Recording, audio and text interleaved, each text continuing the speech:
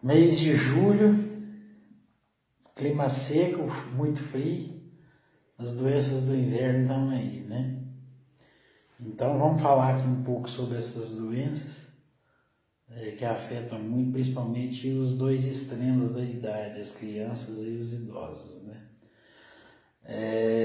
Nessa época aumenta muito as infecções das vias aéreas, superiores e inferiores, né? Parece mais aí a rinite, bronquite, sinusite, faringite, laringite, otite, meningite, a traqueite, as laringotraqueites, pneumonias, né? Então, essas infecções do inverno, elas podem ser mais comum bacteriana ou virótica, né? Provocada por vírus ou por bactéria. Aquelas infecções bacterianas são as únicas que precisam de antibióticos para serem tratadas. A maioria dessas infecções de vias respiratórias são infecções provocadas por vírus e antibiótico não trata vírus, né? Então são doenças que não precisam de usar antibiótico. O que não acontece na prática, porque na prática que a gente vê que a grande maioria das pessoas com doenças respiratórias no inverno usam antibióticos sem necessidade. Por quê? Porque não procuram um médico, né? Ou se automedicam, ou procuram onde vende remédio e acabam comprando e usam antibiótico, complicando ainda mais a resistência bacteriana aos antibióticos, fazendo com que o médico, quando vai tratar alguma doença, tenha que lançar a mão de antibiótico cada vez mais potente, cada vez mais de amplo espectro, para tratar infecções que antigamente, uns anos atrás, poderiam ser tratadas com antibiótico comum e hoje já não pode mais porque as bactérias já têm uma resistência devido ao alto consumo de antibiótico pela população brasileira. Muito comum nessa época é a gripe, né, o resfriado comum provocado por vírus. É uma doença que pode dar uma febre muito alta durante 2 dias, pode dar febre que chega até 40 graus, assusta muitas mães, mas que na verdade é uma doença autolimitada que o próprio organismo da criança vai curar, desde que seja uma criança que não seja desnutrida, que não tenha uma imunodepressão, a própria criança vai para a cura e que deve ser tratada só com bastante líquido, hidratação, uma alimentação adequada, respeitando a vontade da criança, sem forçar a criança na alimentação, escolhendo aqueles alimentos que a criança gosta mais e dando para ela caldos, hidratando bem, colocando na criança as roupas adequadas ao clima, né, agasalhando bem, para que ela tenha condições de recuperar. É muito importante aí em relação à gripe, é que as crianças de 6 meses a 5 anos têm que vacinar contra a gripe. Aquelas que ainda não vacinaram, 5 anos, de 6 meses a 5 anos tem que vacinar. Aquelas que ainda não vacinaram, procurar os postos de saúde, às vezes ainda conseguem achar doses da vacina aí, né? Precisa de ser vacinado. Às vezes o que acontece é que essas infecções viróticas, elas evoluem para a infecção bacteriana. Geralmente, falando por alto, em cada 10 pacientes com infecção virótica, umas 2 ou 3 vão evoluir para infecção bacteriana e vão ter que usar antibióticos. Essas outras 7 ou 8 em 10 vão curar só com remédio sintomático, remédio para curar sintomas, né? Que são remédio para dor, febre, hidratação, remédio para vômito, às vezes que dá.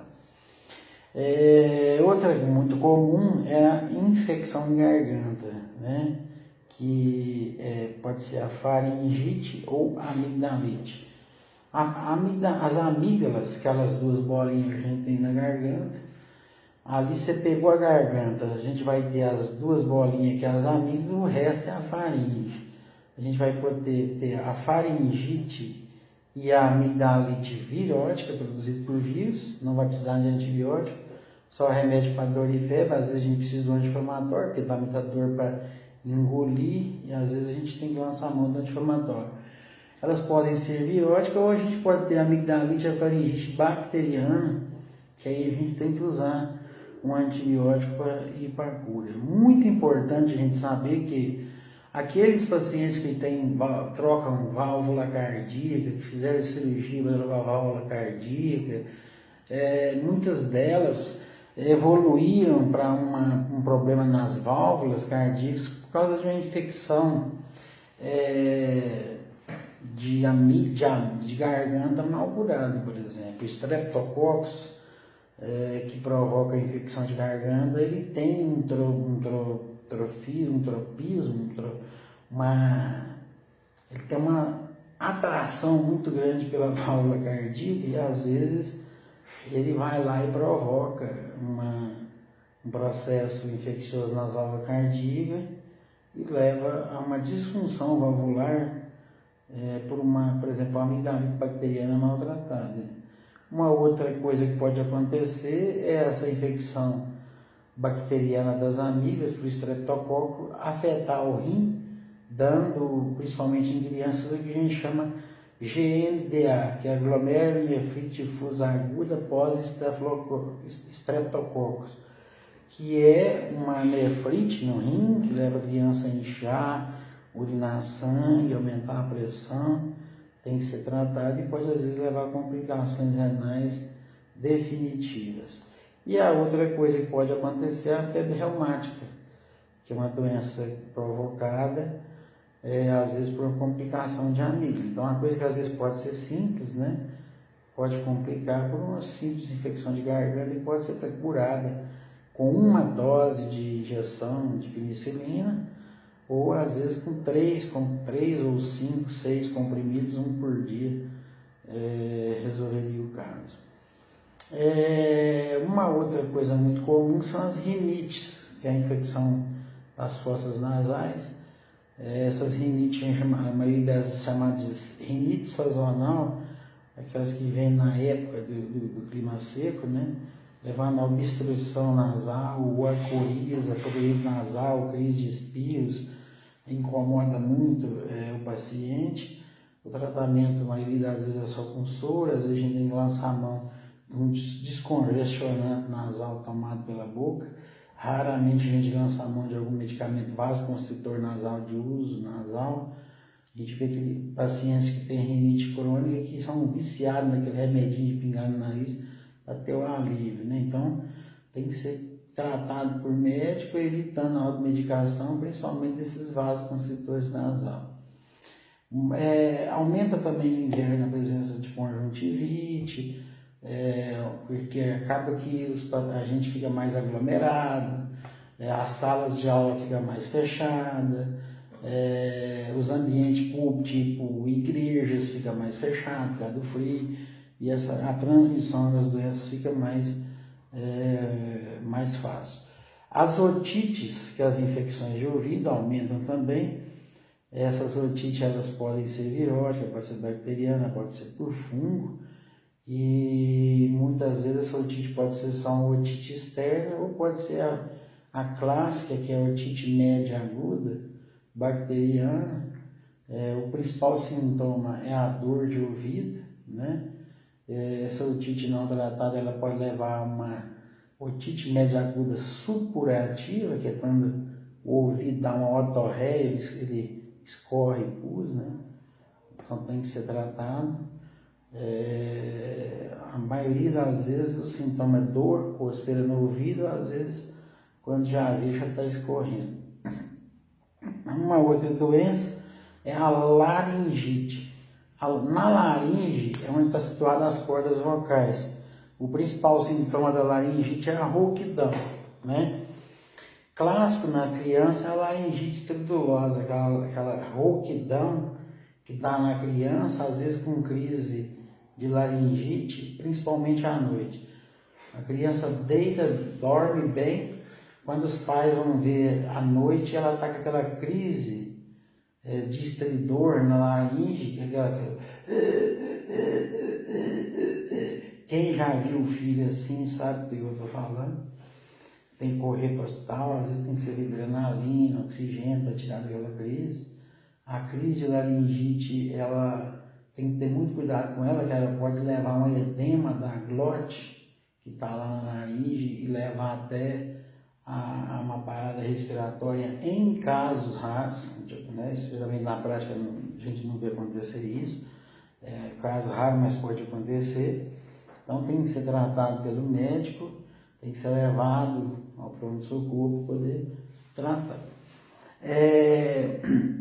Outra coisa é a traqueite, traqueia, né? A inflamação dela é a traqueite. A traqueite geralmente dá uma tosse que tem um estampido, né?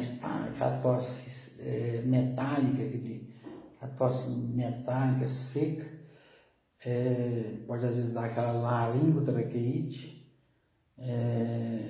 a rouquidão, a laringite junto à traqueite, também o tratamento com medicação apropriada. Depois a bronquite inflamação dos brônquios, levando com que esses brônquios façam a vasoconstrição dos brônquios, os brônquios fecham, fazendo com que a gente inspire normalmente, o ar entra normalmente, quando o ar vai voltar, encontra um brônquio fechado com a resistência, ao ar passar naquele brônquio fechado, ele produz um barulho que a gente chama de sibilo, que é popular chiado. O paciente chia, tem que esforço respiratório, a gente tem que usar medicamento broncodilatador para que esse bronco abra, o ar volte a passar direitinho e tira o paciente daquela crise. Aí vem o uso dos broncodilatadores de via inalatória, né? O mais comum que todo mundo conhece que é o fenoterol, o Berotec, associado ao ipatrópio, que é o atrovente. Há uma polêmica muito grande, né? As comadres atrapalham demais o médico, as comadres pôr na cabeça das pessoas que o Berotec faz mal, o Berotec da parada cardíaca, Berotec faz dar tremor, dar taquicardia, né? O Berotec é uma medicação muito segura, né? O Berotec, o salbutamol, a Aerolin, é uma medicação muito segura, realmente. Praticamente a grande maioria dos pacientes que usa Berotec inalatório, Berotec via oral, salbutamol inalatório pela bombinha, ou inalatório ou via oral, tem um pouquinho de tremor e o coração dispara um pouquinho, dá um ataque cardíaco. Isso é uma coisa transitória, é um medicamento muito seguro. Mas ele é seguro assim, é um medicamento prescrito por médico, né? Não é... Há dois extremos, a mãe que não faz inalação de jeito nenhum, que tem medo de Berotec, e a mãe que faz inalação para tudo, né? Ela faz inalação para tudo, espirrou, ela faz inalação. E a mãe que não faz de jeito nenhum, né? Então, assim, é uma medicação muito segura e esse negócio aí desse medo do Berotec não existe. E existe a mãe que põe 1, 2 gotinhas para um menino de 40 quilos, não adianta, né? A dose do Berotec é uma gota para cada 3 quilos. Uma criança de 30 quilos vai ter que tomar 10 gotas de Berotec. E o dobro de atrovente, que é 20 gotas de atrovente. Para cada gota de Berotec, a gente usa 2 de atrovente. O máximo de 10 gotas de Berotec e 20 de atrovente. Uma conta fácil, mas tem que ser com prescrição médica. A outra doença do inverno é a bronquiolite. A bronquiolite geralmente ela afeta crianças mais novas, nos primeiros 6 meses de vida, 1 ano de vida. Essa bronquiolite ela dá uma cheirinha também, às vezes leva a uma maior gravidade se a mãe deixa essa criança em casa. É muito importante o seguinte: crianças nos primeiros 6 meses de idade tem que ter uma atenção muito especial, às vezes não dá febre, esforço respiratório, a criança não está bem, tem que ir para o médico, porque É uma sensibilidade, um risco muito grande nessas doenças, nessas crianças nessa idade. E essa bronquiolite, o diagnóstico é mais clínico, geralmente não aparece em raio-x, e o tratamento é feito com corticoide, às vezes oxigenoterapia, às vezes com inalação, e feito por médico, às vezes precisa de internar por causa da idade da criança, que geralmente já ficou médico criança mais nova nos primeiros meses de vida. A outra doença, a pneumonia, essa pneumonia ela pode ser virótica, pode ser por fungo, pode ser por bactéria. A pneumonia virótica ela é tratada, produzida por vírus, ela é tratada só com medicação sintomática, remédio para dor e febre, remédio para tosse, se tem broncoespasmo, dá broncodilatador junto, então não precisa do uso de antibiótico. A pneumonia bacteriana ela tem que ser tratada associada com antibióticos associados aos sintomáticos. Nem sempre o paciente com pneumonia tem que ser internado. Às vezes a gente consegue tratar um paciente, dependendo do quadro clínico dele, às vezes dos exames laboratoriais em casa, né? Então, é muito importante o seguinte, a gripe, essas doenças todas que eu falei, 2 dias de febre é normal, passou de 2 dias de febre não está certo. Duas coisas principais aí é o seguinte, mais de 2 dias de febre e falta de ar, são os principais parâmetros aí para a gente ver. E a outra coisa é assim, a criança começa a ficar roxinha, as extremidades, contra os dedos, dos pés, das mãos, está começando a ficar roxo, esforço respiratório. Você tira a roupinha da criança e olha, as costelinhas estão aparecendo, aquele esforço respiratório, o bar das costelas está aparecendo, aquele esforço respiratório, tem que ir para o médico, tem que tratar. Então, os dois extremos, as crianças e os idosos, são onde as doenças respiratórias ficam mais graves e é onde tem mais óbito por doença respiratória, principalmente no inverno. A vacina da gripe, ela veio para diminuir os casos graves que levavam a óbito e veio para diminuir os casos de gripe. Diminuiu muito, ela não provoca gripe, ela é feita de vírus que não tem atividade patogênica, não provoca doença. Essa crença de que depois que eu tomei a vacina eu gripei, ela não existe, porque provavelmente quando tomou a vacina já estava com a gripe incubada, em período de incubação, já tinha contaminado e ela evoluiu para a gripe normalmente. Então nós estamos colocando esse vídeo aí, nós vamos postar ele e pode aí nos comentários deixar alguma dúvida, o que eu não souber responder eu vou correr atrás e tentar ver o que eu posso ajudar e estar respondendo as dúvidas de vocês. Quem tiver gostado pode deixar nos comentários, curte aí pra gente. E nós vamos aí aos poucos colocando alguma coisa para tentar ajudar vocês aí. Um abraço, fique com Deus.